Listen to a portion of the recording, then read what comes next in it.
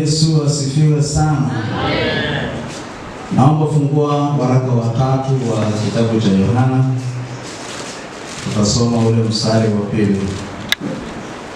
Kitabu cha waraka wa 3 wa kitabu cha Yohana. Tutasoma ule mstari wa 2. Biblia inasema, mpenzi, naomba ufanikiwe katika mambo yote na kuwa na afya yako kama vile roho yako ifanikiwavyo. Naomba kulia mstari huu pamoja na mpenzi. Naomba ufanikiwe katika mambo yote na kuwa na afya yako kama vile roho yako ifanikiwavyo. Bwana Yesu asifiwe sana. Amen. Kama unaandika basi unaweza kuandika mpango wa Mungu kwetu. Mpango wa Mungu kwetu. Mpango wa Mungu kwetu. Mungu ana mpango mzuri sana kwa habari ya maisha yetu. Mungu anatuwazia mema. Ndio mpango kitu ambacho mtu anakiandaa. Mambo ambayo mtu anayapanga, anayaandaa, tamani kuona yakifanikiwa. Sasa Mungu ana mpango kwetu, mpango kwetu mzuri tu. Na leo nataka nitimishe somo ambalo nimekuwa nikifundisha kuhusiana na swala la uponyaji. Tumezungumza uponyaji wa kimwili, tumezungumza uponyaji wa nafsi, lakini pia nilikuwa nikizungumza kwa habari ya mambo ya moyo au kulinda moyo. Haya yote nimezungumza katika kipindi chetu ambacho tumekuwa kwenye maombi na siku chache baada ya kumaliza maombi yetu. Nimezungumza maeneo haya kwa namna tofauti tofauti. Ninaamini umenielewa. Kuna kitu ambacho utakuwa umekibeba kwenye moyo wako. Jina la Bwana Yesu libarikiwe sana. Amen. Naangalia namna Mungu anavyoponya, lakini pia tunaangalia njia mbalimbali za uponyaji, kwa sababu Mungu hana njia moja ya kufanya jambo. Ana njia tofauti tofauti ambazo anaweza kuzitumia katika kuleta uponyaji.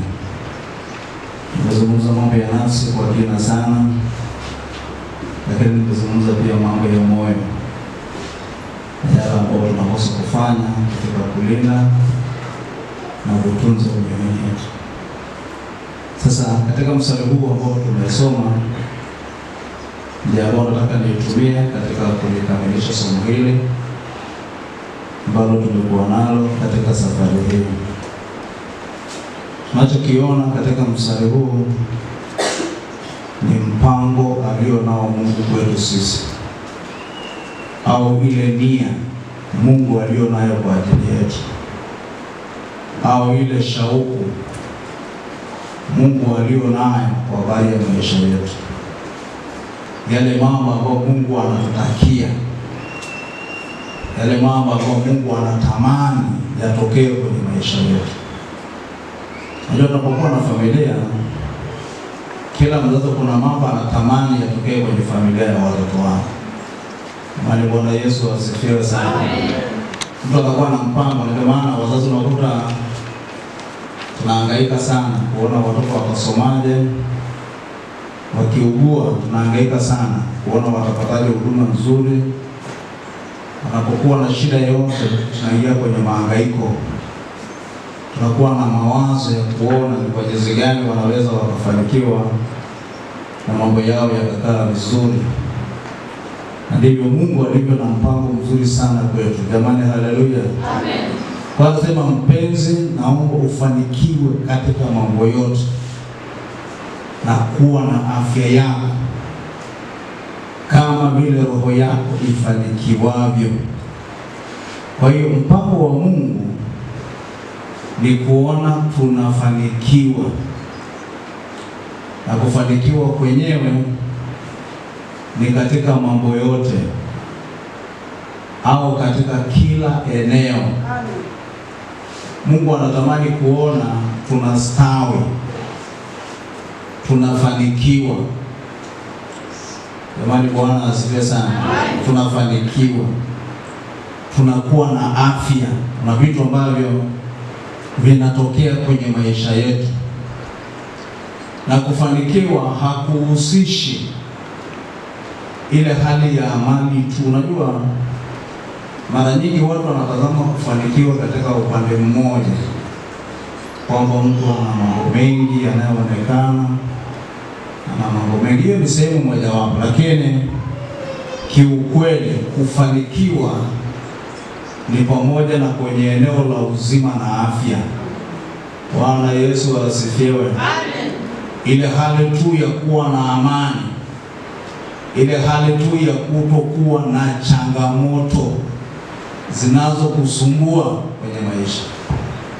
Wakati mwingine unaweza kuwa na kila kitu, lakini changamoto ni nyingi kiasi kwamba hata kile kinachoonekana ni kufanikiwa bado kwako kunakuwa ni mateso, wala hakuna kufurahia. Bwana Yesu na atusaidie sana. Amen. Sasa Mungu anatamani tufanikiwe katika kila eneo la maisha, kwa maana ya kiroho. Mungu anataka tufanikiwe. Mungu anataka tustawi kwa maana ya kifamilia. Mungu anataka tufanikiwe. Mungu anataka tustawi. Jina la Bwana Yesu libarikiwe sana.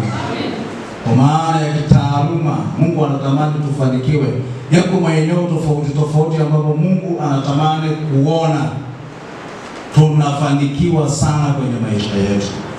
Na ndio maana Yohana alipokuwa anamwandikia huyu, anasema ufanikiwe kama vile roho yako inavyofanikiwa. Maana yake ni nini? Maana yake mafanikio ya kweli huanzia rohoni. Mafanikio ya kweli huanzia ndani. Ndio maana mahali pengine Biblia inasema utaua na kuridhika ni faida kubwa. Bwana Yesu asifiwe sana. Amen. Utaua na kuridhika ni faida kubwa. Kwamba namna mafanikio ya watu wa Mungu inavyoanza ni tofauti na dunia inavyoanza vitu vyake. Sisi ya kwetu inaweza kuanza ndani. Kuna kufanikiwa, kuna kustawi kwa kuanzia ndani. Ngoja niwaambie, mtu aliyefanikiwa ndani, mafanikio ya nje haiwezi kumsumbua. Na nimegundua hili kwamba kuna namna ambavyo Mungu anataka tukue sana ndani kabla ya kukua katika hali ya nje. Kuna namna ambavyo nimeelewa Mungu anatamani tufanikiwe kwanza ndani, na ndipo tufanikiwe katika hali ya nje. Kuna watu wengi wameharibiwa na mafanikio ya nje. Kuna watu wengi walikuwa na maisha mazuri na Mungu, walikuwa na mahusiano mazuri na Mungu, walikuwa ni watu wanaotembea na Mungu kabla hawajafanikiwa kwa nje.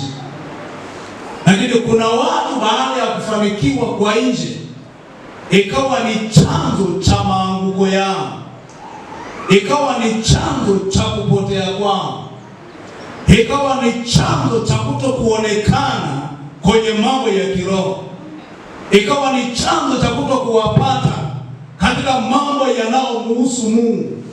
Maana kwa kawaida mali au mafanikio ina uwezo wa kugeuza moyo wa mtu. Bwana Yesu asifiwe sana. Amen. Ndio maana duniani kuna namna nyingi ambapo wanazungumza kwamba pata pesa tukujue.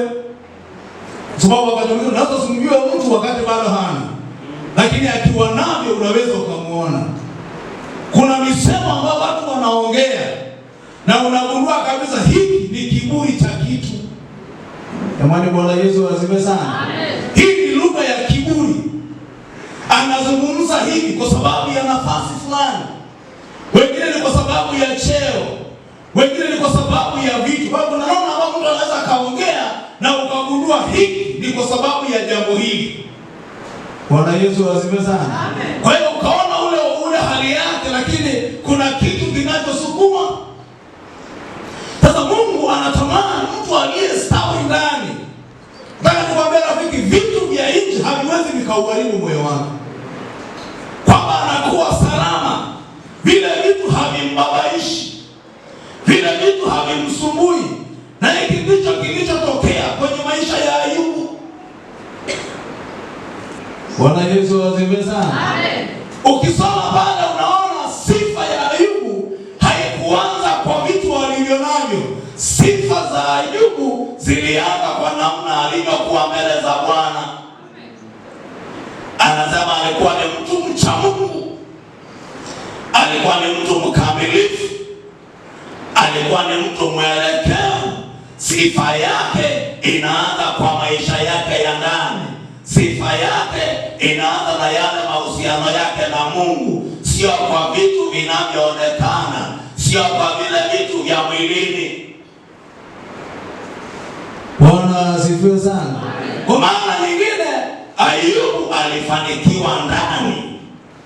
Swala la moyo wake kulikuwa na utu uzima, kulikuwepo na kumjua Mungu, kulikuwepo na kumwelewa Mungu, kulikuwepo na kumwishilia Mungu, kulikuwepo na tumaini lililojengwa katika Mungu na si katika vitu. Kwa hiyo huku ndani kuna kustawi, huku ndani alikuwa amefanikiwa. Haya mwilini haya yalipotokea yalikuwa ni sawa, na yalipoondoka hayakumfanya atetereke, kwa sababu moyo wake haukufungamanishwa na hayo. Msamu pia kimwadhimisha nani? Mungu.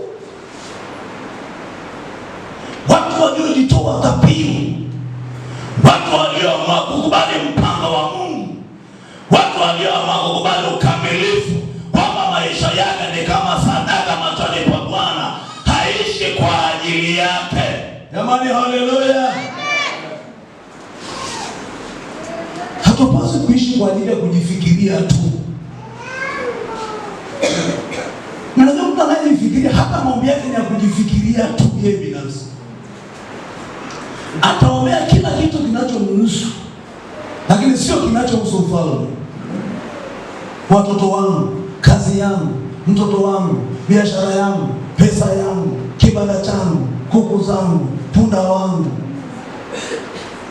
Hakuna mtu mwingine, hakuna kazi ya Mungu. Hatajiwazia tu, kila kitu inamlenga yeye. Hana muda wa kufikiri na pasa nifanye nini kwa ajili ya Mungu. Hana muda wa kujiuliza kwa maisha nilionayo na pasa nifanye nini kwa ajili ya ufalme.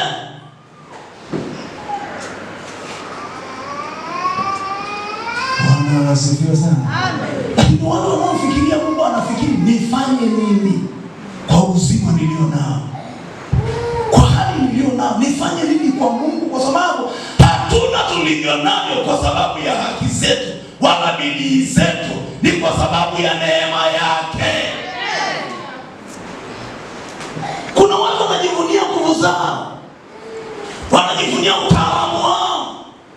Nimefanikiwa hivi kwa sababu, na sababu hizo ni za kwako binafsi. Nimekuwa hivi kwa akala, huna sababu iliyotosheleza kukufanya wewe ulivyo. Ni neema ya Mungu na fadhili zake. Wako waliosoma hawakufanikiwa, wako wenye bidii hawakufanikiwa. Niwaambia juzi, kuna watu wanaishi wazembe, si wavivu, wanapambana lakini hawatoboi.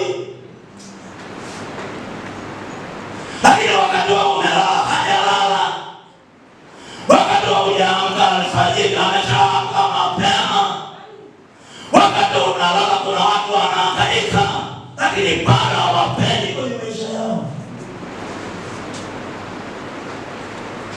Kwa sababu tunafanikiwa kwa sababu tunapambana.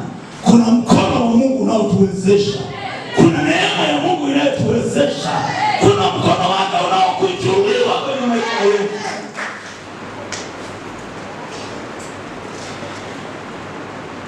Bwana Yesu asifiwe sana. Mungu anatamani tufanikiwe. Lakini ukifanikiwa itakuwaje? Muulize tena, ukifanikiwa itakuwaje? Maana ukifanikiwa itakuwaje?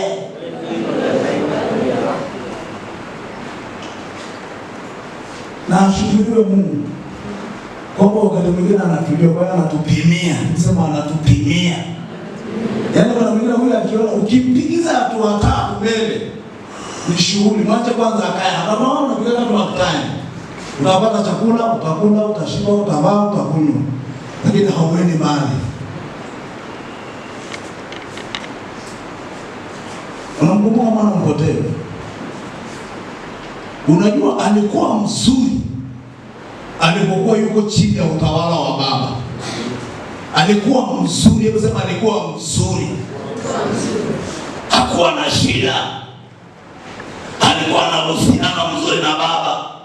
Alikuwa na uhusiano mzuri na familia. Na hata alikuwa na uhusiano mzuri na Mungu. Lakini siku kapewa. Bila sema baada ya siku chache. Hebu sema siku chache. Baada ya siku chache moyo ukabadilika, mawazo yakabadilika, na akaanza kuona hata ya mazingira haifai kuishi mtu kama mimi. Mtu niliyekuwa kwa haya mazingira sio ya kuishi. Lazima akapanda kusafiri kwenda nchi ya mbali, maana uwezo wa kusafiri anao.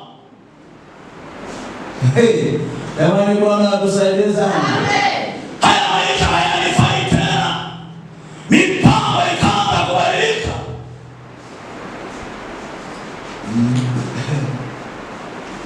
Unajua nilikuwa na mtu hapa. Alikuwa na maono yake makubwa ya kuanzisha vitu vingi. Vingi tu. Vitu vingi. Kuanzisha mashule kila kona. Anashirika mambo makubwa leo Bwana. Kaambia ni vizuri sana. Mungu akufanikisha, na akaanzisha vichekechea vingi. Sasa akaniambia, hapa nilipofikia nataka niende Moshi mjini. Nikatafuta ghorofa ya kuweka ofisi yangu pale. Alafu shule zake ziko hapa na pale kidogo. Nikamuuliza, kwa nini unataka kwenda kupeleka Moshi mjini wakati mazingira haya ambayo unafanyia utumishi wako ingeweza kuwa kufaa? Akasema mimi sasa hivi ni director. Kwa hiyo hivi vitu haviwezi vikaenda kijijini, haviwezi vikaenda kijijini. Lazima unanyanyasa mishaje. Nataka mpaka leo yuko kule chini. Bado hakuna kitu kinachoendelea wala kinachoeleweka. Sio kuendelea baada ieleweke. Na vingi vimekufa. Hata kama rafiki, moyoni mwako kuna nini? Shida sio Mungu kutufanikisha. Shida ni mwenye kufanikiwa atapatikana kwa Bwana.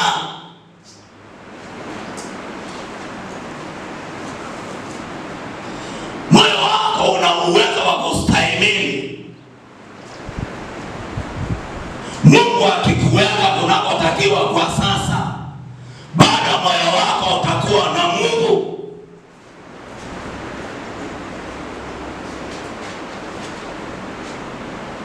Kama tu kwenye 10,000 unashindwa kumtolea fungu la 10 kwenye milioni. Yaani kama tu kwenye hilo eneo Mungu hainuliwi maishani mwako, unategemea kwenda wapi?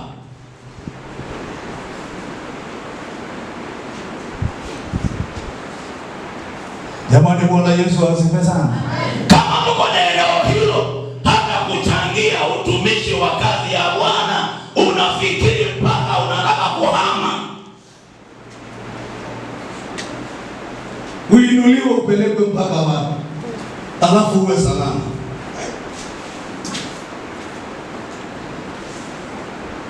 Mpenzi, naomba ufanikiwe. Bwana Yesu asifiwe sana. Sasa kwa sababu hiyo basi, kumbe kufanikiwa kwa Mkristo lazima kuandaa uwanja mzuri kwanza huku ndani. Lazima msingi mzuri kwanza uwepo huku ndani. Hii mingine ikitokea unakuwa tu wa kawaida, wala havisumbui. Jamani, Bwana asifiwe. Havikusumbui, havikuyumbishi, havikuharibu. Utaona ni mambo ya kawaida katika maisha. Kwa hiyo roho yenye msingi mzuri ndio msingi wa mafanikio yote, ndio msingi wa mafanikio yote. Bwana asifiwe sana. Ndio msingi wa kila kitu. Kwa Mungu atusaidie sana kuhakikisha kwamba tunakuwa salama. Mungu anatamani, mpango wake ni kufanikiwa kwenye kila eneo, kufanikiwa kiuchumi, kufanikiwa kiroho, kufanikiwa kwenye afya. Amen. Mungu anatamani mtokee. Anamwambia Yeremia, najua mawazo ninayowawazia ni mawazo ya amani na kuwapa tumaini katika siku zenu za mwisho. Najua ninachowaza juu yenu ni jambo jema, nawaza kuendelea kwenu, nawaza kustawi kwenu. Maana ni furaha ya Mungu kuona watu wake wakifanikiwa. Jina la Bwana Yesu libarikiwe sana. Ni furaha yake kuona tukifanikiwa, lakini ni huzuni kwa Mungu kuona watu wanashikamana na mafanikio, wanamwacha kwenye kufanikisha. Yaani hatari inakuwa ni pale vitu tulivyo navyo vinakuwa vya thamani kuliko chanzo cha vitu hivyo, au kuliko mtoaji wa vitu hivyo. Na hapo ndipo tunapojaribiwa kwa urahisi. Maana Bwana Yesu atupaje sana. Wakati vitu vinakuwa na thamani kuliko Mungu mwenyewe, wakati tunaviishiria kwenye vitu kuliko mtoaji wa vitu, wakati mioyo yake ikishikamana na vitu kuliko kushikamana na mwenye uzima. Bwana Yesu akawaambia watumishi wake, inafaa nini hata mtu akipata ulimwengu mzima lakini akapata hasara ya nafsi yake? Inafaidi nini? Kuna kitu ambacho ni cha thamani zaidi. Yesu akasema, mnawaogopa wenye kuua mwili, mwenye kuua mwili, lakini kwa nini msimuogope yule ambaye ndiye chanzo cha mwili, ambaye ndiye chanzo cha roho, ambaye ndiye chanzo cha uhai?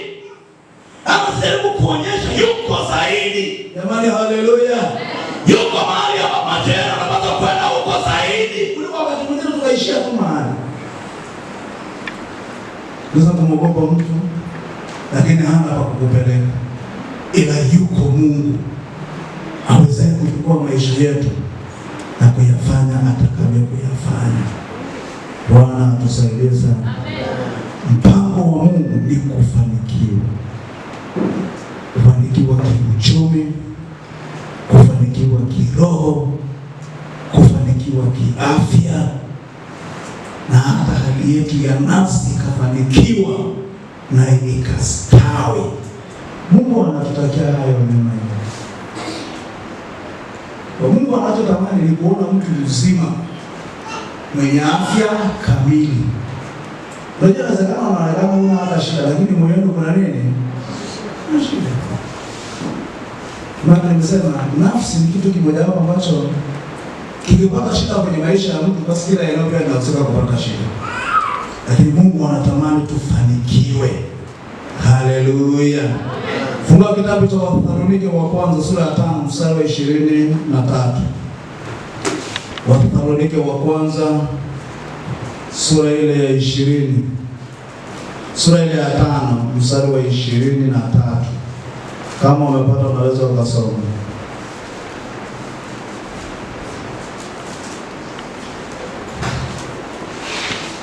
Nitasoma Wathesalonike 5:23. Mungu wa amani mwenyewe awatakase kabisa, nanyi nafsi zenu na roho zenu na miili yenu mhifadhiwe muwe kamili bila lawama wakati wa kuja kwake Bwana wetu Yesu Kristo. Amen. Bwana asifiwe sana. Anasema Mungu wa amani mwenyewe awatakase kabisa. Awatakase wapi? Anasema nafsi zenu na roho zenu na miili yenu. Bwana Yesu asifiwe sana.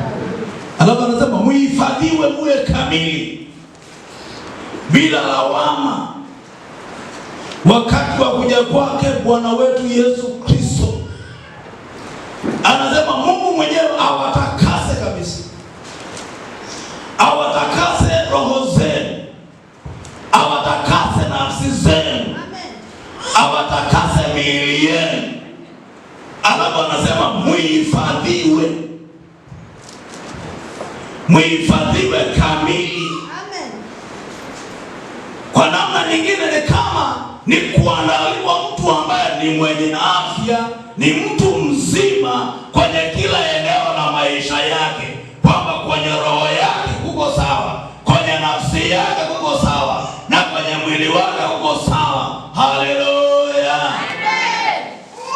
Anasema Mungu awatakase.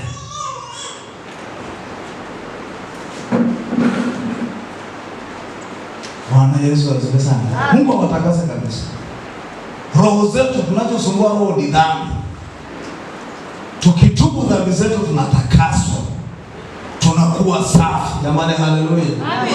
Kwa hiyo anasema mtakaswe na nafsi zenu.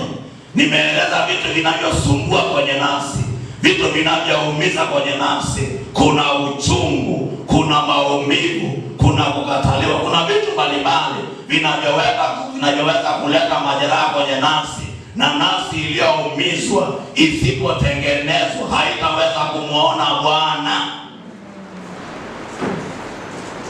Kwa nini? Itabaki kwenye hali ambayo neema ya Mungu haipati nafasi. Ndio maana Biblia inasema kwenye kitabu cha Waebrania, angalieni mtu mmoja wa kwenu, angalieni mtu yeyote kati yenu shina la uchungu lisije likachipua ndani yake, maana likichipuka ndani yake, anasema watu wengi watatiwa unajisi. Mtu mwenye moyo ulioumia hawezi kuwa baraka, hawezi kuwa baraka. Maneno yake ni machungu, maneno yake ni mabaya, maneno yake hayana neema, na ukicheza na wewe unaharibika, anakuharibu. Ndio Biblia inasema kwamba maneno yanaweza akawa ni upanga, yakawa ni rungu, yakawa ni nyundo, na ikaharibu mioyo wengine.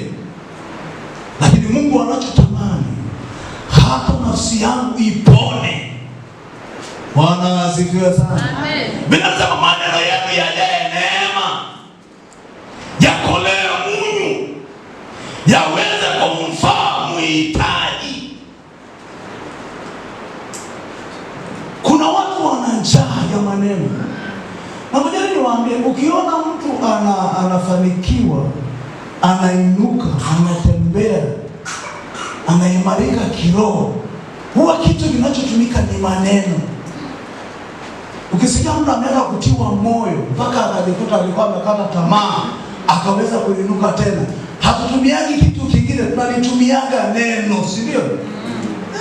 Maneno. Kwa maneno yanaweza kumuinua mtu au maneno yakamwangamiza.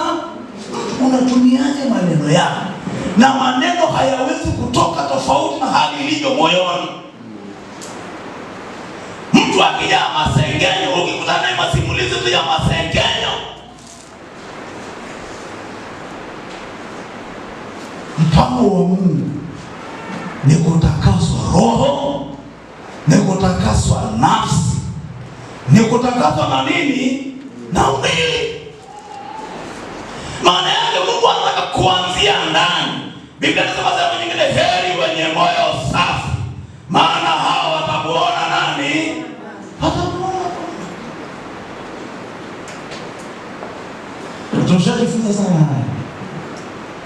umenigusa kwa baya. Ndio maana nasema yatafakarini yaliyo mema. Yatafakarini. Kuna vitu ambavyo ukiyatafakari unajisikia vibaya na unaharibika. Kuna vitu ambavyo lazima ubadilishe namna ya kufikiri kwako. Bwana Yesu asifiwe sana. Lakini lengo la Mungu au mpango wake, hata nafsi siwe na shida. Haya, tangu umebeba maumivu na uchungu umepata faida gani? Muulize jirani yako, tangu umebebana na uchungu na maumivu umekuwa na faida gani? Haya, muulize, tangu umemfunga mkosaji kwenye moyo wako umenenepa? Maana kuna watu wamefunga watu kwenye mioyo yao. Amemfunga shangazi yake, yuko hapa. Jirani naye kaja kawekwa. Yule rafiki naye kwenye biashara kawekwa. Yule naye nimepelekea ng'ombe wangu hata mazao hajaniletea kawekwa. Kwenye sherehe ya mtoto wangu sijamuona kawekwa. Hajanisalimia kawekwa. Hajanipigia simu siku nyingi kawekwa. Baba, utaweka? Utaweka. Mwisho wa siku utakaa hapo chini. Huwezi kufanya lolote. Maana umelemewa. Na ngoja niwaambie, ni bora mzigo wa kubeba kichwani kuliko mzigo wa kubeba wapi? Yaani ni bora mara mbili. Kubeba vitu moyoni huwa kunachosha. Ndio maana kuna mtu uso wake siku zote utafikiri anakula pilipili.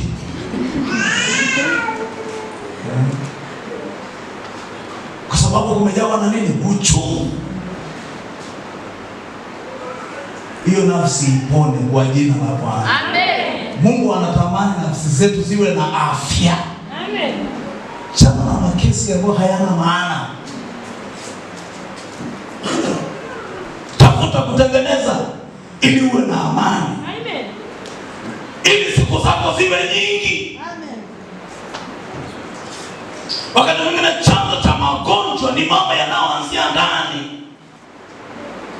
Kuna vitu ambavyo havina majibu. Mpaka ambapo havina majibu mwenzetu umebeba, ambao hayana nini? Majibu. Lakini wao wamefanya nini? Umeanza unajua mpaka wapi?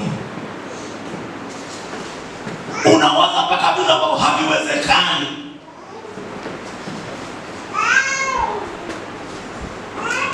Yaani mtu anawaza sijui nilikuwa na matatizo gani?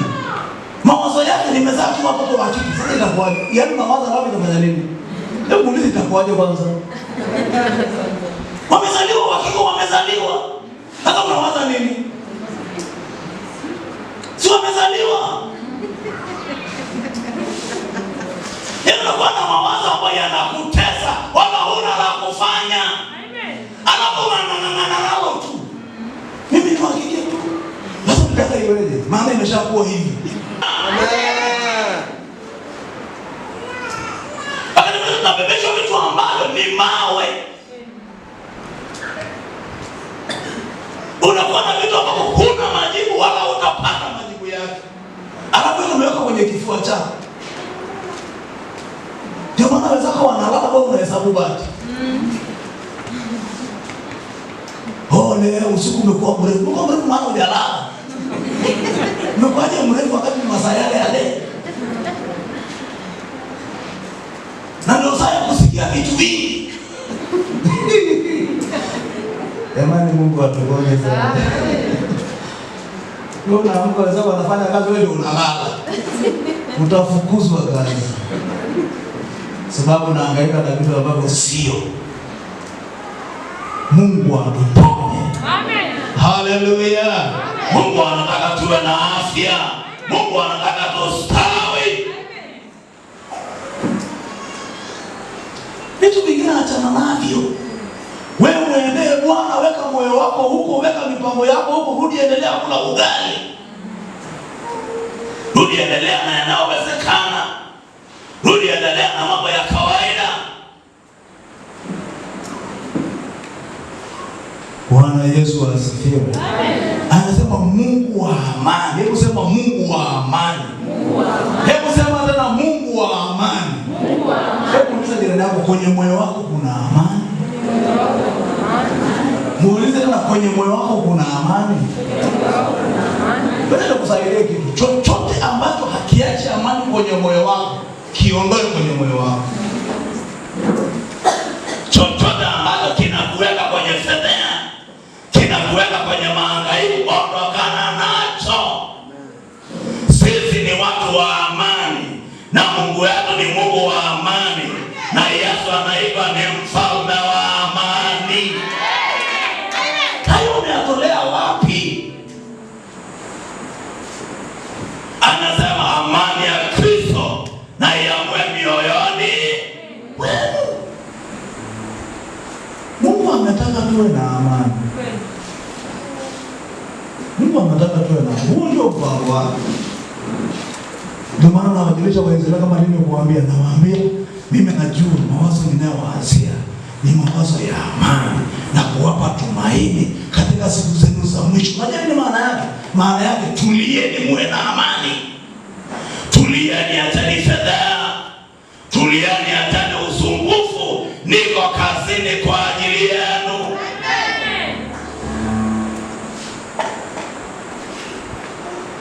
Bwana asifiwe. Amen. Roho yako itakaswe. Amen. Nafsi yako itakaswe. Amen. Na mwili wako ufanye nini? Utakaswe, uwe kamili. Amen. Alafu uhifadhiwe kwa habari ya kusubiri Yesu kurudi. Uhifadhiwe, uwekwe, uandaliwe, ukamilishwe, umsubiri Mwokozi ajaye. Unajua kuna watu wanaweza wakakosa kwenda mbinguni kwa sababu ya matatizo madogo madogo ya mioyo yao. Alafu nashangaa barabara imejaa, watu wanaondoka, unajikuta huko tu, naanza kutoa macho, tunakimbia kuangalia wengine wako wapi, unaambia hata huyo hayupo. Hata siku ya ibada, ndio tunaweza kaanza siku ya ibada. Yaani barabara inalia, watu wako kanisani, alafu na wanaoondoka na kuna wanafanya nini? Sitakuwa ni ajabu wewe. Unaangalia mbele, unaangalia pembeni, unaangalia viti, taambulia suti kama imedondoka, maana sasa kama tutaenda nayo. Simu utazipata zote. Magari yatakuwepo kila mahali. Supermarket tu yatakuwa yako wazi. Unaweza usiwe na njaa hata ya kula vitu. Na watu watakaokuwa wanapata shida ni wale waliojua kuna kuokoka na kuna unyakuo. Bora hata yale mapagani mengine. Alafu mkutano huko duniani kama sio mateke na makofi, wewe ndio ulikuwa unatusumbua. Bwana wewe uko hapo. Wewe unafanya nini? Mungu atuponye. Amen. Bwana atusaidie. Amen. Mpango wa Mungu ni kufanikiwa. Fanikiwe ndani, tufanikiwe nje. Tuwe na afya kwenye kila eneo la maisha yetu. Kwa sababu hiyo, kama ni hivyo basi, nataka nikwambie, hakikisha huko ndani unatengeneza mazingira yafaayo. Kwa sababu huko ndani mtengenezaji ni wewe. Amen. Nimefundisha kwenye swala la kulinda moyo, Biblia inasema linda moyo wako. Nani alinde? Wewe, sio mwingine, wala ulindiwi. Utalinda mwenyewe. Usipolinda, Mungu hatakaa hapo. Vikaingia visivyotakiwa, vinamzuia mwenye nyumba kuingia. Kuna wageni wakiingia, mwenye nyumba hatakaa. Bwana Yesu asifiwe. Amen. Linda moyo wako, linda mawazo yako, linda fikra zako, ili upokee baraka, ili upokee neema, ili upokee uzima, ili upokee kibali, ili utembee na Mungu, ili neema yako iwe na wewe. Simama kwa miguu yako.